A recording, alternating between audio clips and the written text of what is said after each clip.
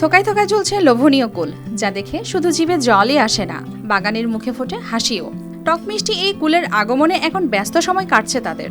শীতের শুরুতে ফলন ভালো হয় আশার আলো দেখছেন তারা। পাশাপাশি রয়েছে দামের অনিশ্চয়তা। আশা আর আশঙ্কার এই টানাপোড়েনেই এগোচ্ছে কলারোয়ার কুল কাহিনী। ফ্রেন্ডের বাসায় আসছি নড়াইল থেকে, কিছু কুল খাবো এবং ফ্যামিলির জন্য কুল নিয়ে যাব। শীতের শুরুতেই কলারোয়া বাজারে এসেছে থাই ও সাদা টক কুল। দেশ বিদেশে পরিচিত এই কুল আগাম বাজারে আসায় ক্রেতাদের কেড়েছে নজর। খুচরা বাজারে জাত ভেদে প্রতি কেজি কুল বিক্রি হচ্ছে 140 থেকে 180 টাকায়। চাষিরা বলছেন, আগাম চাষি এবছর তাদের ভরসা। বাজার ঠিক থাকলে খরচ বাদ দিয়ে কিছু লাভের আশা করছেনও তারা।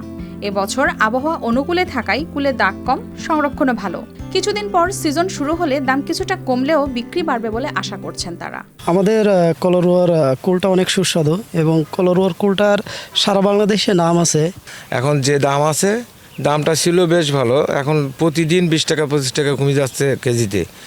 এখন যে দাম আছে, এই দাম যদি এই অবস্থাতে স্থিতির সাথে থাকে, তাহলে কৃষক মোটামুটি তাদের খরচ বরচগুলো মোটামুটি কিছু লাভ পাবে। আগাম বাজারে আসায় কুলের সাইজে বড়, মিষ্টতাও ভালো। তবে প্রতিদিন দাম কমতে থাকায় দুশ্চিন্তায় চাষিরা। আর সঠিক বাজার ব্যবস্থা না থাকায় ন্যায্য মূল্য পাচ্ছেন না বলে অভিযোগও তাদের। কুলের চাহিদা এখন তো প্রচুর, কিন্তু কুল সেই হিসাবে এখনো পাকি নাই। এই জন্য কুল সেই হিসাবে চাহিদা তো পূরণ করা সম্ভব না। বাজার দর মোটামুটি যদি কৃষক 70-80 টাকা হাত পায়, তাহলে মোটামুটি লাভবান হতে পারবে। আর তাছাড়া যদি ডাউন হয়ে যায়, তখন এবার ফসলের এমনি ফলন কম হয়েছে, সেক্ষেত্রে ডাউন হয়ে গেলে লস খাবে।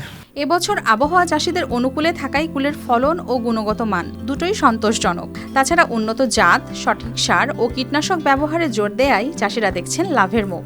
প্রায় কোটি টাকা কেনাবেচা হবে বলে ধারণা করা হচ্ছে।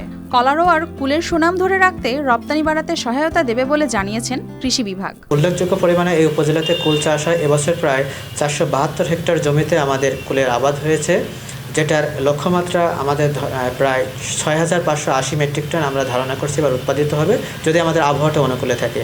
তাতে প্রায় 1 কোটি টাকার মতো বেচা বিক্রি হবে এবং কৃষকরা বেশ লাভবান হবে।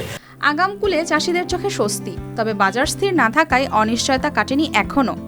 লাভ লোকসানের হিসাবে এগোচ্ছে এ কুলের মৌসুম।